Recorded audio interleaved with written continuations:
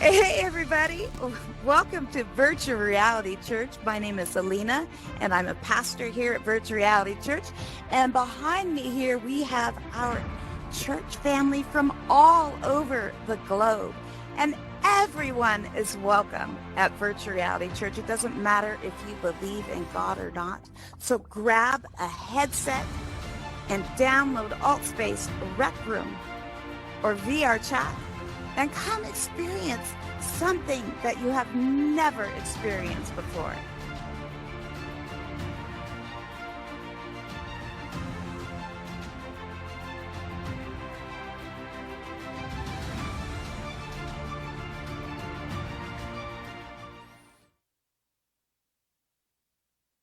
Well, good morning, everyone.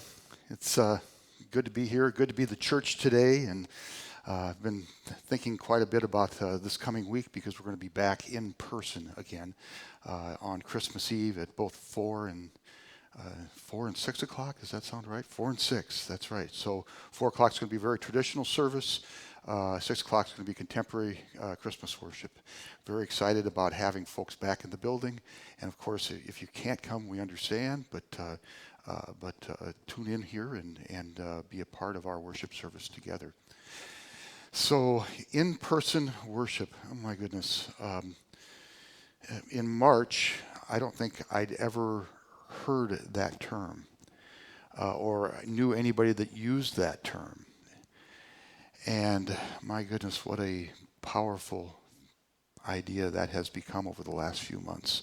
In that short space of time, just 9 months, 8 months, whatever it's been, we've been shut down twice.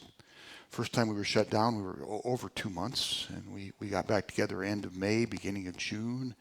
And when you came back, you did not come back in droves. It wasn't a flood like everyone was just beating down the doors. You came back in a trickle. And it got a little more, a little more, a little more. Then we opened on Wednesday nights for our First Lutheran Wednesdays. We started getting good crowds. The kids were excited. The last couple, I think I mentioned this a couple weeks ago, the last couple of weeks, we had over 80 people at worship. And it was just rocking and feeling so good. And then we got shut down again. Thanksgiving, it's been that long. And, the comment that I keep hearing over and over and over again, especially from our youngest members, the kids that find their way into those learning rooms down the hall, is, I miss church. I know it's online, and I know that my lesson's online, but I miss being with my friends. I miss getting together. And I hate being put on hold like this. I hear that over and over and over again. So the video you just saw was actually kind of an advertisement for something called Virtual Reality Church. And it looks kind of cartoonish. By the way, I became familiar with that term, Virtual Reality Church, just this last week. Someone told me about it on Tuesday, and I started investigating. So Virtual Reality Church, it looks cartoonish. Some people think it's a joke. People that are not a part of it definitely poo-poo it. They think it's just ridiculous. But it is a real church with real people. They have no building. They have no physical or local location. They exist only in cyberspace, and they meet on a regular basis. It's kind of crazy. By the way, this is not some COVID gimmick. VR Church, Virtual Reality Church, has been going on for 5 years. All right? So if you want to attend, what you need to do is you need to get onto one of those platforms she mentioned, and you download the platform, and then you find the schedule, and there are schedules of all kinds of events, not just church, but all kinds of events, crazy kinds of things. I mean, they have campfires where you sit around. It's like Facebook, except you sit around and actually talk to people. I saw just this last week when I got into it for the first time, I saw a meeting for Buddhist meditation to help you with your alcoholism and your drug abuse. Real people. So what you do is you get on there and you create an avatar. Would you please put my avatar up there? I created an avatar. I don't know if you can see that or not. It's that's me when I'm on virtual reality now. This is what I look like, and then you put on one of these things. All right. I happen to have one. This does not work because it's so old. You're supposed to put your phone across here. The new ones, evidently, you connect directly to your computer. So you put on one of these things and you attend these meetings. Well, or you play games. That's how it really started. It's really a gamer's platform. But it became something more than that. It became a place where people meet, where people get to know each other, where people talk to each other. And it is a lot like sitting down, you and me, having a cup of coffee and talking. And so this fellow, his name is DJ Soto, he saw all this going on. He was a gamer himself, I'm sure. I don't know his exact story. But he saw all this. He said, why not church? I mean, if they're meeting around a campfire, if they're doing things like meditation to help with alcoholism, why not church? So 5 years ago, he started a little experiment. And, I mean, it just took off. Absolutely amazing. And it's very different than what we're doing here with our live stream. It's more like what happens when you walk in the door here. What we do in live stream is we put content out to you. And there's very little interaction between you and whatever is happening here. I know if you're on Facebook Live, you can check in, you can say hi to folks, a little conversation here and there maybe, but for the most part, it's content we push out and it's kind of two-dimensional. All right? Well, and it's me to you, and I don't get any feedback from you. So you put one of these things on, and you go to VR Church, and you are there. You look up, you look down, you look to the right, you look to the left. People come up from behind you, and unless you turn around, you can't see them. And you visit, and you talk. So when they come to church, VR Church, many of them get there early. And they stand in little groups out in their virtual courtyard, and they visit with each other. And then they hear the music going on inside the worship center, and they head into their sanctuary, their worship center. And then there are announcements, and there is more music, and then the sermon is really interesting because it always starts in the worship center itself with DJ or one of the other pastors preaching. And by the way, these are ordained pastors that are doing this. And then at some point, they'll say, well, let's go out to the build area. Everybody follow me. And so they leave the worship center, they go outside, and they walk down to this place where they have built a virtual place. And if they're talking about the book of Thessalonians, it's the city of Thessalonica. If they're talking about Jerusalem, it's the city of Jerusalem. If they're talking about the baby born in a manger, it's going to be Bethlehem. And you actually go there and you visit these places while DJ or whoever the pastor is talking to you about it, is preaching to you. And it's completely interactive. He'll call on somebody, raise your hand if you want to read, and the words will be right up here, and everybody can see them, and one of the parishioners just reads the lesson. And there's question and answer time after the sermon. And so folks will stand around in groups around the pastor, and they'll ask questions, and they'll have discussions. And then after that, many of them hang around after church, kind of like we do here for coffee. It's just crazy. Very different than what we do here live streaming. It's three-dimensional, and it's real. And by the way, that video you saw, did you see every one of those little figures? They're called avatars. Every one of those little figures is being controlled by someone, someplace. Okay? And which means that they are real people with real hearts and real souls and real spiritual needs. When DJ started this 5 years ago, his very first visitor was a guy from Denmark. And literally, they come from all over the world when they go to church. It was a guy from Denmark, and he was there, and he said, I'm an atheist, but this is interesting. I really want to find out what your church is all about.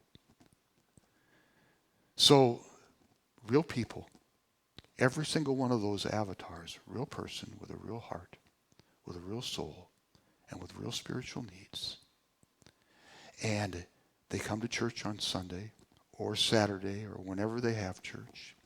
Throughout the week, they have meetings, prayer meetings, where they pray for each other and they care for each other. Sometimes they get together informally and chat, just catch up with each other. In short, they're a family, just like First Lutheran. The only difference is they're doing it online. And more than likely, most of those people would never come into a place like First Lutheran. It's a mission. It's happening now. Well, I'd like you to think about that one for a little bit, and let's listen to our girls sing.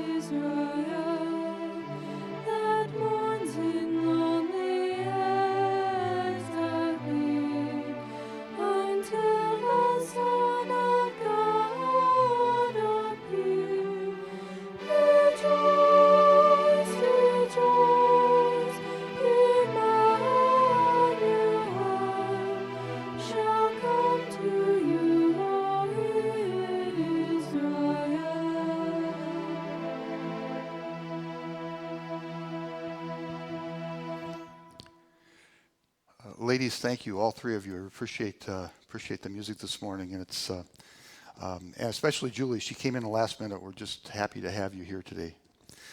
So the lesson that Allie just read from Romans chapter 13. I'll tell you a little bit about the setting of this lesson. And just a few verses before, St. Paul is he's listing out some commandments, some things that everybody knows from the book of Deuteronomy, from the book of Exodus. And he lists out a few of these commandments, and then he says, but let's just stop here, because all the commandments are summed up in one idea.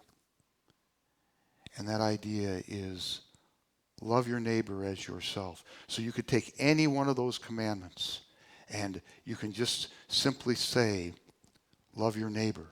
It's not about following rules. It's about loving the people who are around you. And then we come to the lesson that Allie just read, and it's and Paul says, now let's be clear about this. This is urgent. This is something that you can't put off until tomorrow. It needs to happen now. And so Paul says, now is the time. I don't want to stop here, because there's, in the Greek language, and this is really, really important. In the Greek language, there's two words for time. Shelley, would you please put up the first one? The first word is chronos. And if that sounds like chronology, that is not a mistake. That's where the word chronology comes from. It's the ordered sequence of time.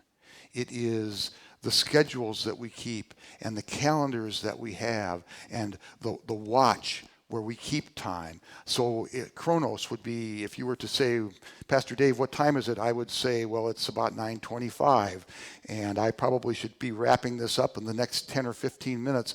Otherwise, I'll go way over, right? And I might look at my calendar for tomorrow. Someone might call me this afternoon and say, do you have a few minutes? Could we talk? And I would take a look at my calendar, and I'd say, sure, let's do that. I've got free time from 1 until 4. And maybe we'd schedule something at 2. We put it on the calendar, and there it is. That's chronos. It's the way that we measure time. There's another word for time. Shelley, would you please? Kairos. And it's a very different idea. It's the right moment. It is a moment in time when nothing else matters. And in that moment, whatever was important takes a back seat to what's happening that moment. The best analogy I can give you is this. You're pregnant. You're 38 weeks pregnant, maybe just a little bit more than that. And you wake up one morning knowing that you have calendars and schedules, but you also notice that you're feeling something a little different. And that little different is starting to impair you just a bit. And so you call the father-to-be and you say, it's time. All of a sudden, for the two of you, whatever was on the calendar doesn't matter anymore. And do you actually care about your watch at that point? No, not at all. Because something important is about to happen. It's time for that. And there's no delaying it. There's no postponing it. It's going to come whether you like it or not. You can't schedule it for 6 hours from now or a week from next Tuesday. It is happening, and everything else takes a back seat. And what's more is that's something that's going to happen is not only going to change your day, it's not only going to change your week, it's not only going to change your month or your year, it's going to change your life. That's Kairos. The moment is now. It's urgent. And everything else takes a back seat. Paul uses that when he talks about these commandments. And then the summary commandment, the one that says all of the commandments are summed up in one thing. Love your neighbor as yourself. St. Paul he's saying, you know what? Wake from your sleep. The moment is now for this to happen. Don't postpone it. Don't set it off for another time.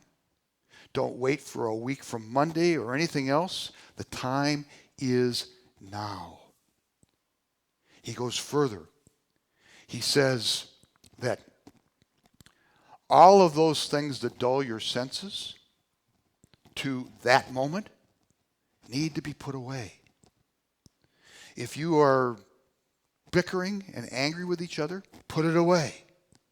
If you are hurt by someone else, or you have hurt others, and you're doing this, put it away. If you sedate yourself in whatever, be it alcohol or anything else, that's what Paul says, talks about drunkenness. He talks about partying, all that sort of thing. There's nothing wrong with alcohol. There's nothing wrong with having a good party. But when it begins to dull your senses to what's out there and your real purpose, put it away, he says. Time is now. Love those around you.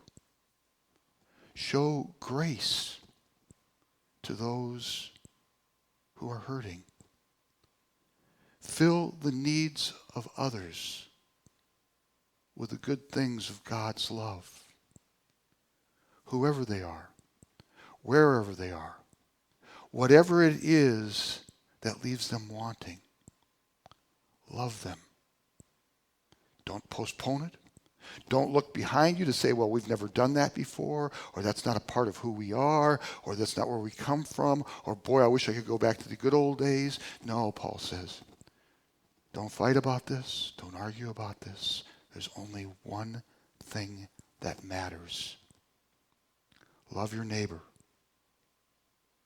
And that's kairos. That's the moment.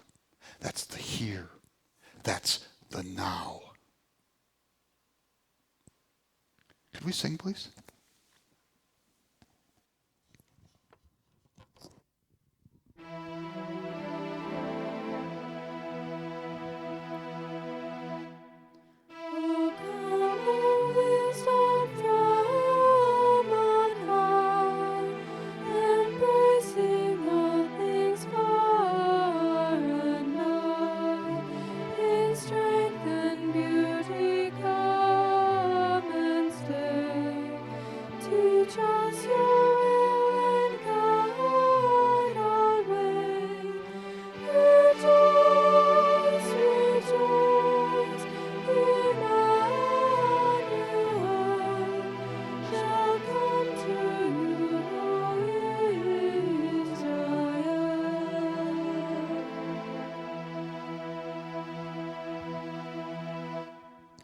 So our sermon series is something we've been calling 10-4. 10 years, 4 visions for the future, and the series itself is called What's Next? So just a quick review, and by the way, we're doing this in Advent because we are looking ahead to the future, and we are looking to the birth of the Savior, and we are looking at the salvation that He brings to us. And so we're getting ourselves ready, we're getting ourselves prepared, and we're not looking back, we're looking forward.